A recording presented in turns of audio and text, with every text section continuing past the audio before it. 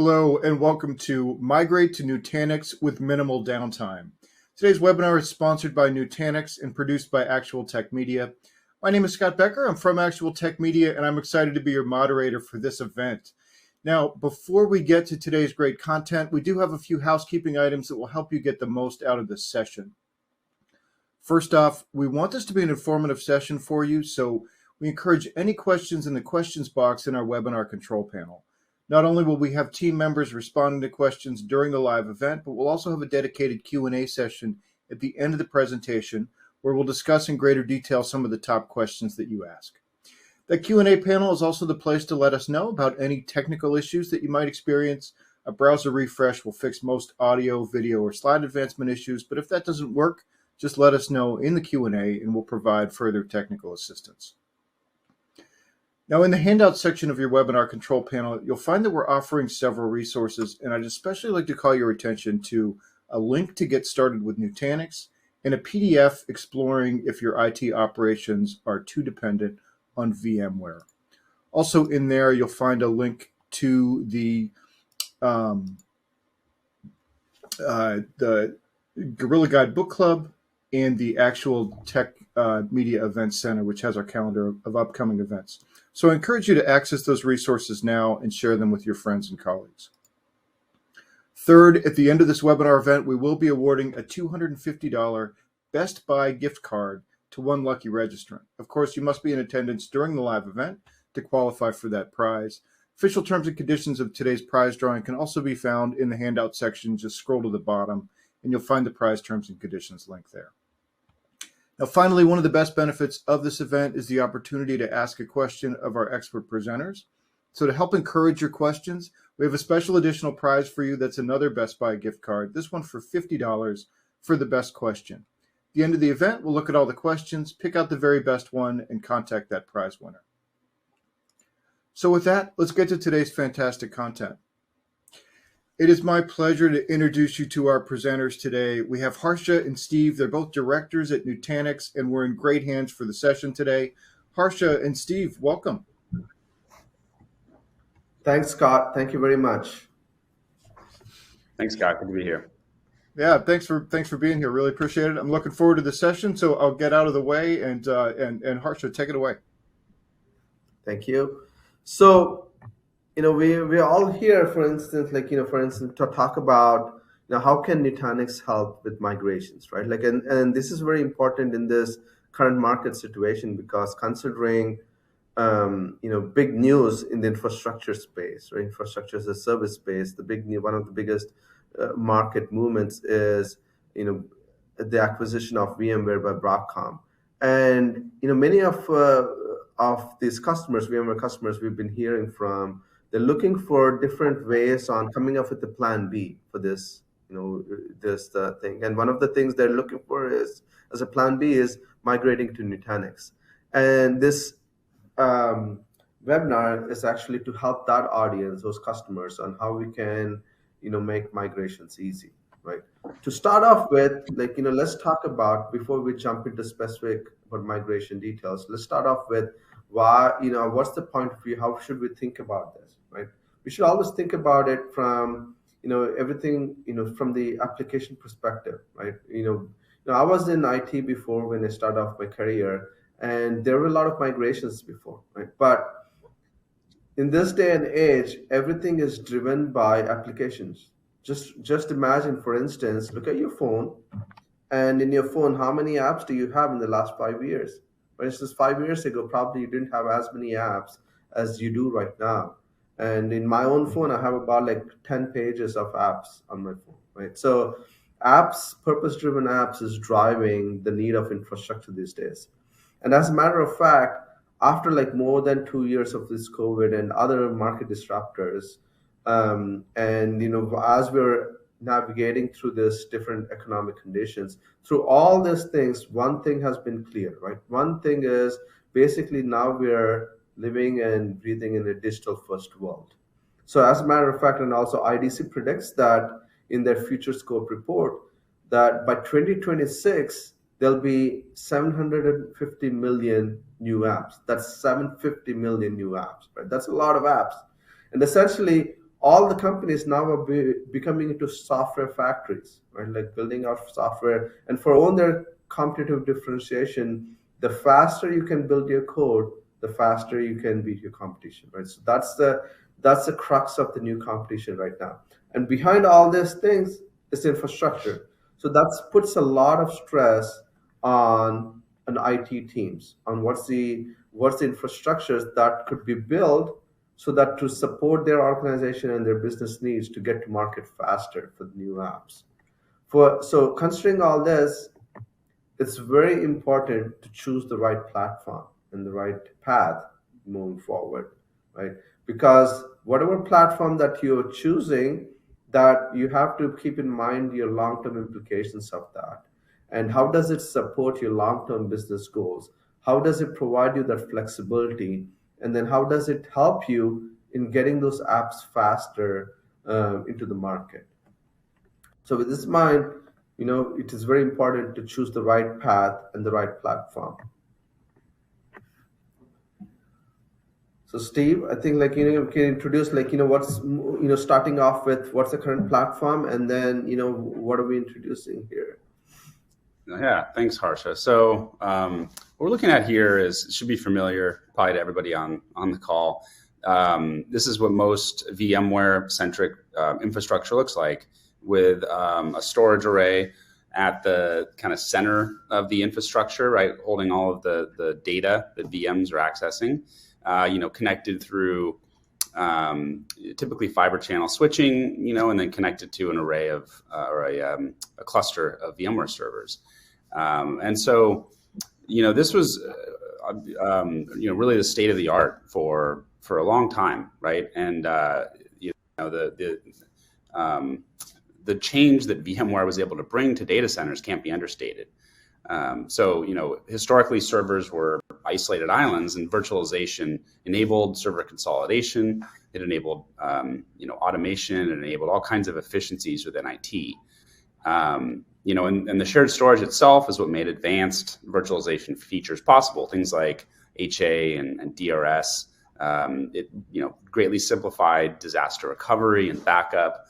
And the compute side then is now a distributed pool of resources, which enabled much more cost-effective utilization of the servers, and again simplified the management overall. The challenge is that the storage is still this isolated island, and so storage, although again the enterprise capabilities add tons of value for virtual environments, it also ends up a lot of times being what kind of slows things down. So we often hear from VM administrators, or people on the compute side, that one of the biggest challenges with deploying new apps is getting access to the right kind of storage, to getting enough storage. And this isn't because of storage teams. It just has to do with the nature of the architecture, the amount of time it can take to set up and deploy and expand storage arrays. So some of the challenges that are associated with this is, the necessity for long-term capacity planning and forecasting.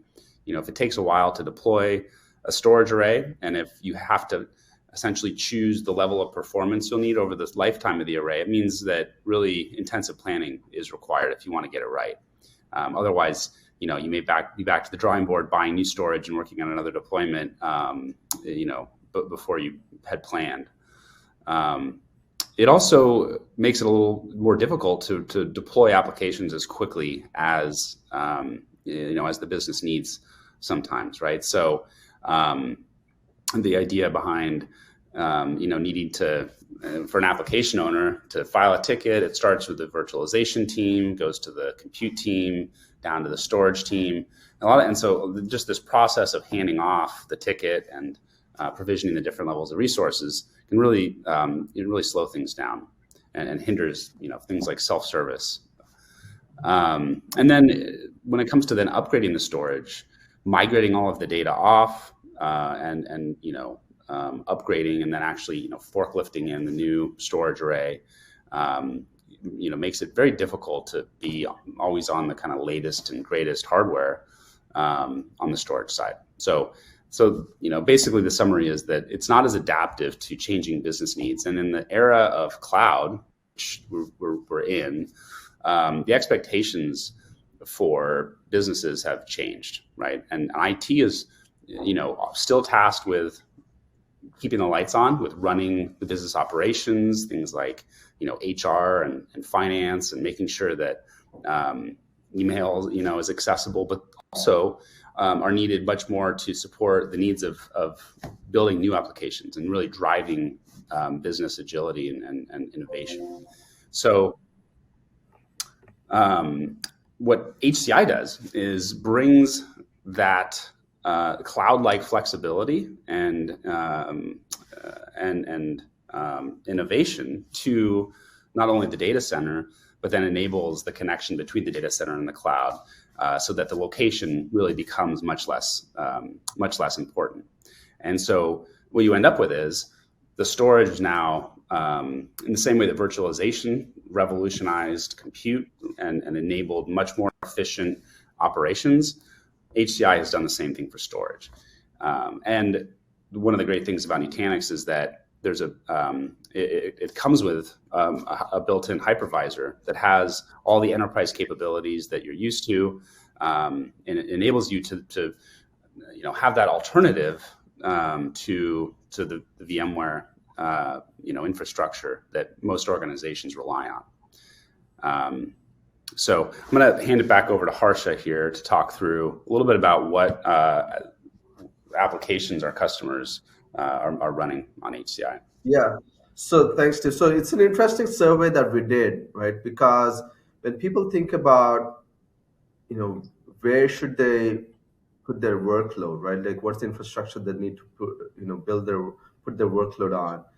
People wish to think about, okay, SAN network. They want to create a SAN for their critical applications. So we did a survey last year to find out where they're using, what workloads are they using on HCI. And interestingly, we found out that, and what we've been saying is, many of the critical workloads, including databases, data warehouse, infrastructure applications, and also VDI, they've been, using HCI to host these workloads, right? So that's to show that, HCI provides SAN level performance, or even in some cases like better performance than SAN level performance, right?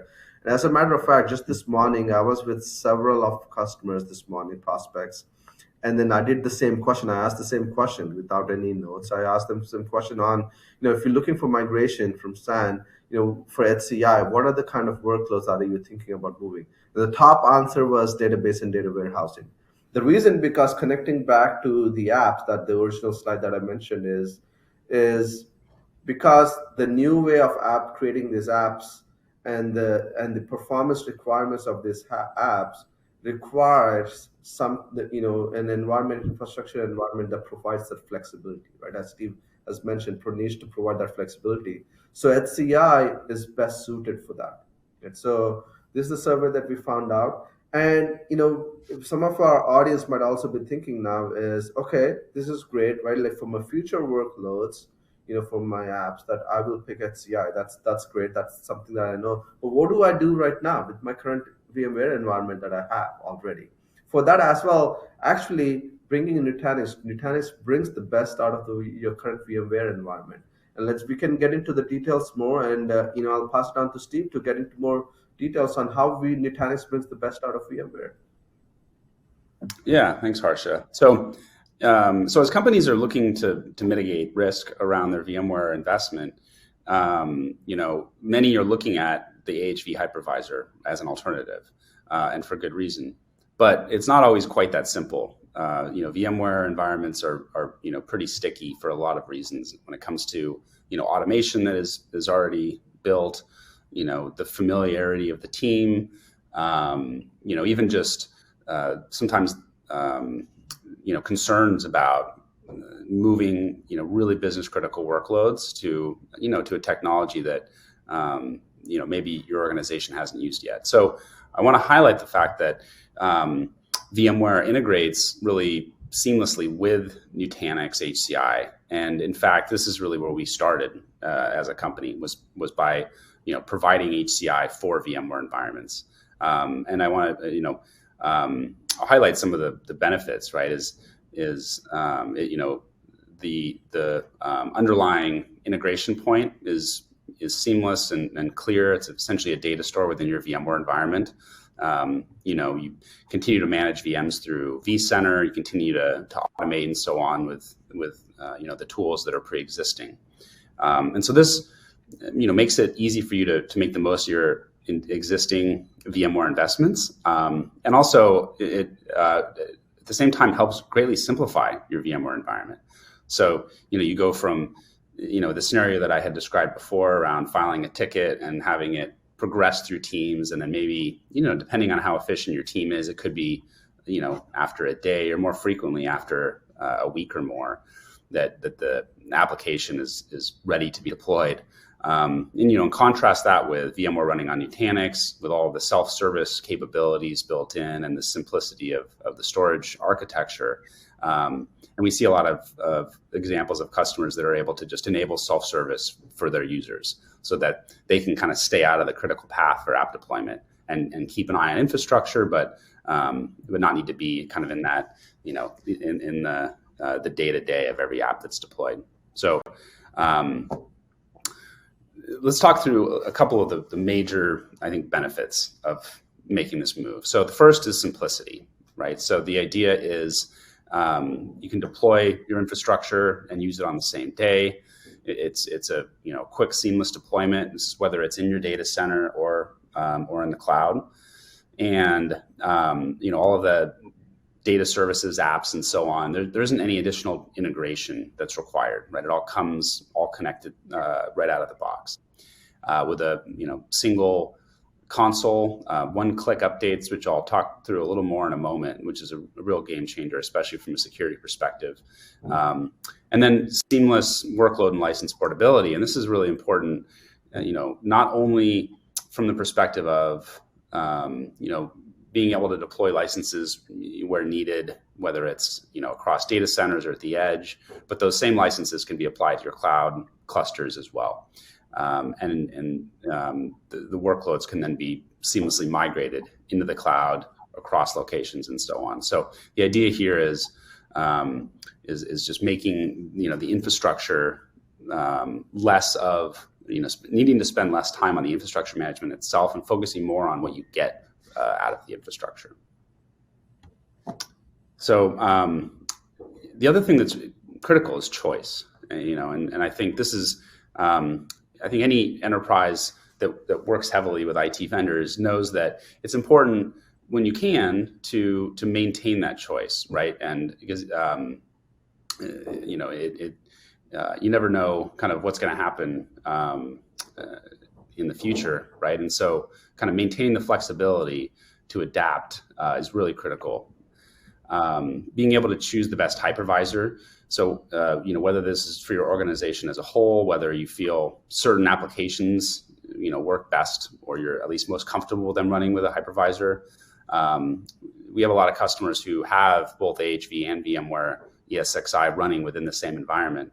A lot of that is part of a migration where new apps are deployed on AHV, and the older apps, they're moving them kind of as they get time. But the idea here is that you remove the infrastructure complexity from underneath there. And then partnerships are critical too. So being able to choose the right GSI, your OEM channel and service provider partner, makes it, again, really easy to continue to work with the partners that and trust. As you move into this kind of new IT architecture. And then I mentioned patching and upgrade. So there's kind of a lot going on this slide, but I think the main point is that with LCM, Lifecycle Manager is what we call the product, it orchestrates the full stack upgrade, everything from the firmware, to BIOS, to the hypervisor, as well as the storage layer, AOS, management, and so on and so forth. So the entire stack, it maps dependencies. It'll upgrade what's needed automatically, right, without you needing to map out kind of a full playbook of what version each thing needs to be on, and then which order you need to upgrade it in. I'm sure anybody who's been in IT for a while has gone through that various times.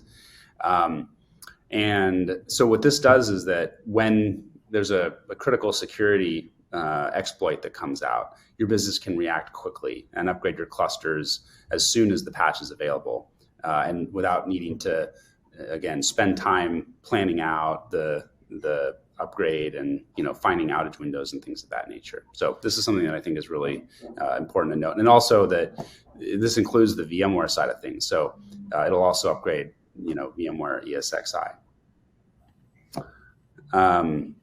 And then the last thing I want to touch on with respect to VMware is the full integration across the stack. So it's not just providing storage to VMware environments.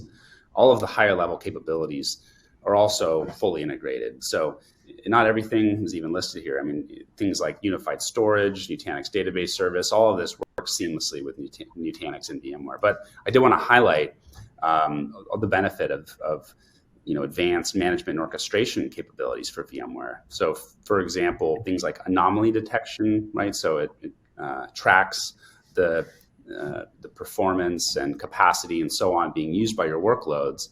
And if if something goes awry, something out of the ordinary, you can be alerted to it, so that for example, if there's a security exploit or something that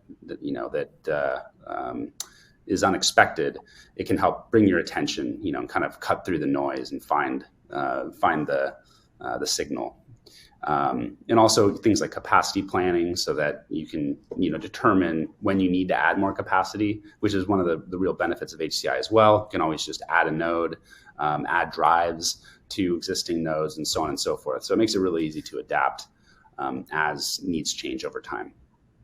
So okay, I'm going to hand it back over to Harsha to talk about migration a little more.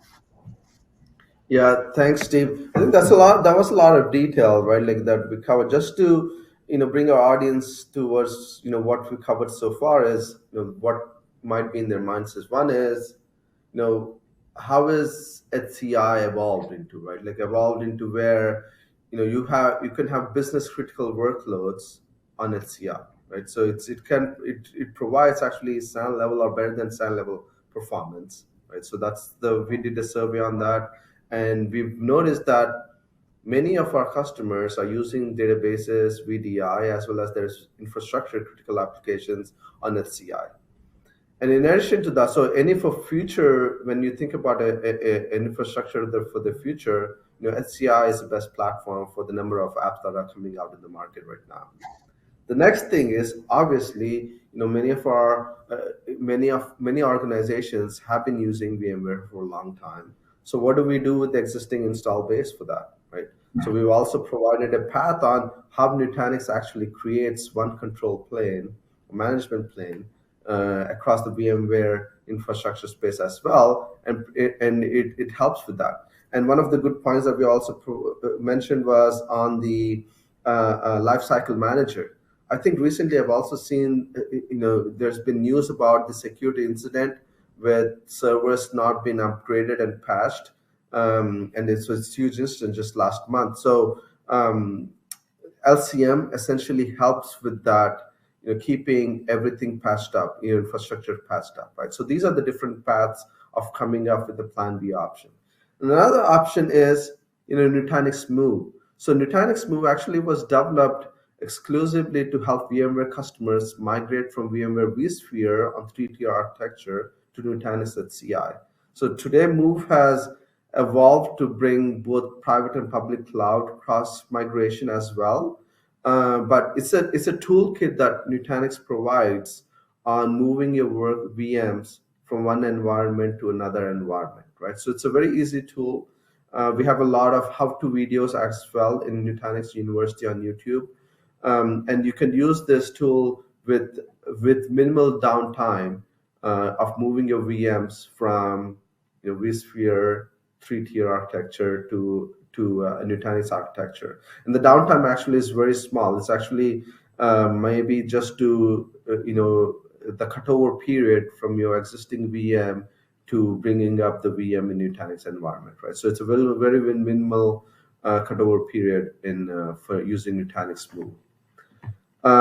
So, as you know, as a matter of fact, we have a lot of leading brands out there in the industry who rely on Nutanix HCI. Not just Nutanix HCI, many of these customers also have used Nutanix common control plane to also help with their VMware environment, right? So we have use cases out there and brands using both Nutanix and VMware, and also use our Nutanix Move tool to migrate any of the workloads that onto the Nutanix platform. So with this, we also have, in case you want to try out our Nutanix solutions, we have a complimentary test drive. So please use this. It's nothing to install on your side. It's basically a sandbox environment that Nutanix we provide. You have to just provide your email so that we can provision an environment for you, and then you can go in and use our different solutions that we offer, and you can look for yourself on how Nutanix cloud platform provides the best support for your existing environments, and also provides you choice for different hypervisors, and also how you can move to the cloud faster in case you have that initiative, cloud first initiatives. And to also get you started, in case you're completely new to Nutanix, we also have a starter kit available for you, right? So this is an offer to get you started on your environment. You can move a small workload, maybe a development workload to start off with, onto Nutanix environment, and you can start off using that and see how it works out. So this is what we have for you today, and thank you very much. So back to you, Scott. Okay, super. Yeah, great presentation. I have to echo what Jim here said. His comment was good information. So, and appreciate all the questions that have come in already, and keep them coming. We've got plenty of time for questions here. But the first one that we've got, they're asking, how does the Nutanix platform meet my security requirements? Any thoughts on that one?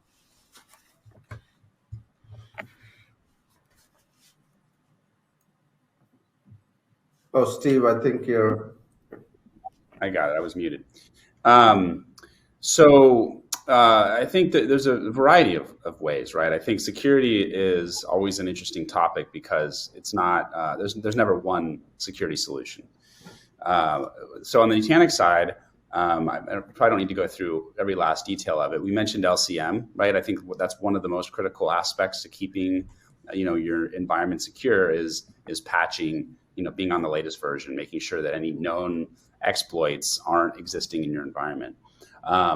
There's also, at every level of the stack, from data at rest encryption, data in flight encryption over the wire for DR, as well as microsegmentation built into the AHV hypervisor. So, keeping your various, which is really important, I think, especially when you're setting up self-service and you want to have, the ability for your users to provision their own environments without them needing to understand your networking topology. That's where I think microsegmentation is really a powerful tool for, combining the often at odds challenges with security of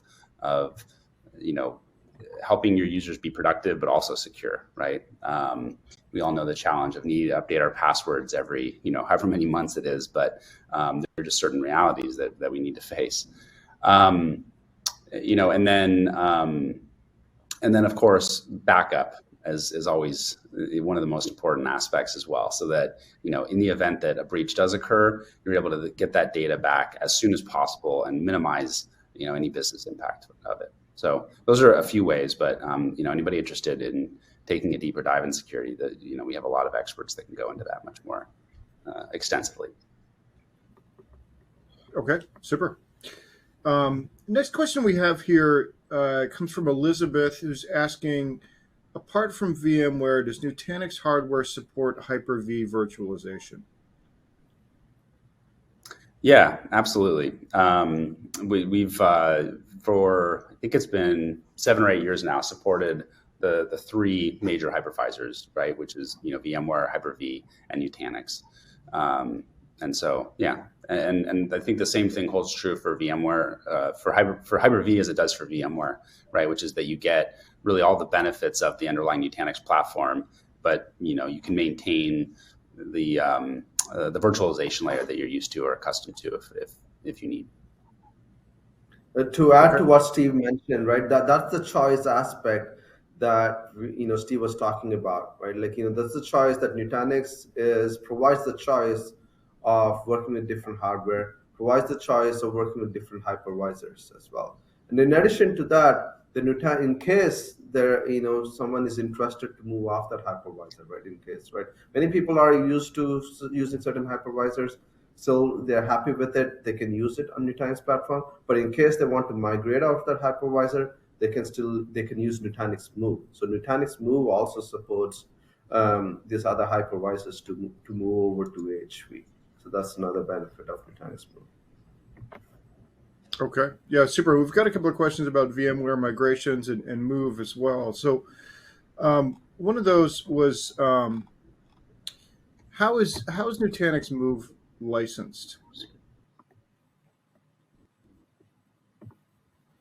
So from a license perspective, Nutanix Move is doesn't need an additional your VMware your purchase rather.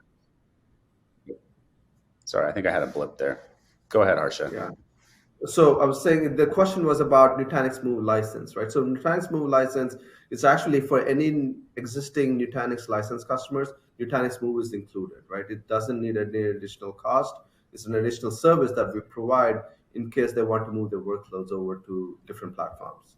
And by the way, Nutanix Move is also bidirectional, right? So that's an important thing. In case they want to move from an HCI platform to something else, they can still use Nutanix Move too. So it's not just so it's a service. It's a true service that we provide to our customers. Okay, super. And there was a question here from Pete just about migrations. Just like sometimes those VMware deployments are pretty big. They're wondering like what are the average times for migrations? Are there any benchmarks around that? That's a good question. I off the top of my head, I don't have numbers available to me. I do know that we've migrated a large number of VMs over the last couple of years, for example, and there are customers that have, for example, migrated thousands of VMs. I think for situations of that sort, using professional services is probably the right move, just because of the complexity of the large number, and just sort of working through the operational aspects of that.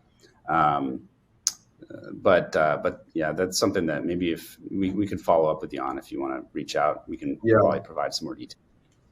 So Scott, I saw that question, right? About they were mentioning about 10,000 VMs. That's a lot of VMs, and people could use Move for it.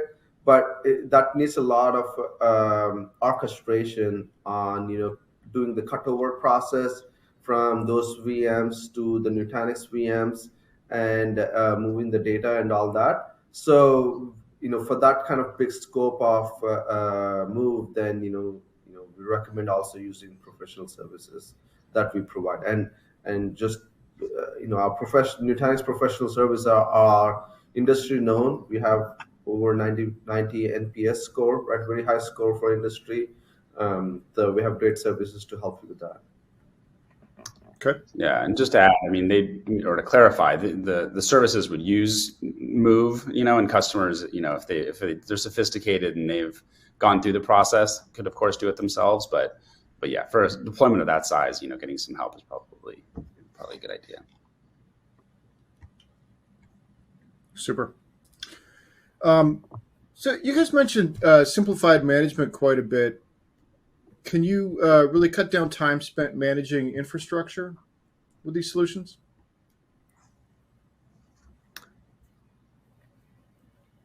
Yeah, sure. I'll take that one. I mean, I think that that's really the overarching benefit of HCI is obviously infrastructure is critically important. Um, but it's a lot like you look at it maybe a lot like the electric grid is. As a user, all I want to have to worry about is flipping the light switch and not necessarily understanding all of the complexity of the way that the actual grid is designed and built to be redundant and so on and so forth. And so what HCI does is it brings that type of simplicity to infrastructure, so that again the underlying data replication, rebuilding after failure, even deployment and expansion and all this, even migrations, as of course is the topic of this presentation, is that there's a lot less detail that needs to be managed by you as the administrator, so that again you can focus on the really overarching business problems. So you really nailed kind of the main value prop of HCI on that one. All right, super. Well, it's been a great discussion, and just there's some more questions in here. A lot of them are getting into, I think, probably specifics that might be one-off. So we'll be sure to get all these questions to you guys with the contact info. We like to connect our audience with our presenters, so you guys can respond afterward. But I think maybe Harsh, anything you want to say as far as recapping if somebody wants to get started with Nutanix or good next Yeah, steps? yeah, thanks, Scott. Like, quick thing though, right? Like, yeah, I see a lot of questions too. There's a very specific to the environment, right? So, this is not a fixed answer for it, but just to overall address those, right? Like, from a one of the good things about there's a question I see on migration about hardware failure, if the software is more turnkey. Like, one good thing about Nutanix, the reason we get such a high score on our support is because even though there's an underlying hardware that's being failure, Nutanix service actually helps with that, right? Like, they take the lead role in helping resolving those issues during migrations or even during support. And we, as a matter of fact, that's one of the top feedback that we get is, look, even though it's an OEM issue, Nutanix helped with that OEM issue, right? So even if there's a hardware failure or something like that, our support can help with that. And from a software, bringing up the software from Nutanix platforms, it also depends upon the environment that you're trying to bring up. But I've seen stories where if it's a just 3 node cluster or something small, you can bring it up within a couple of hours, right? So it's very fast.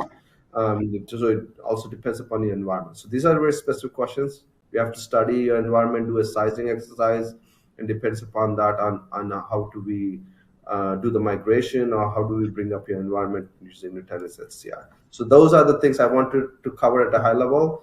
And in closing, what I want to bring up is one of the big concerns I've been hearing more and more about migration is, we've been using, VMware for a decade now, right? Like, so people, it's hard to think about migration, right? So because if you rely on a software for that long of time, it's usually it's complex.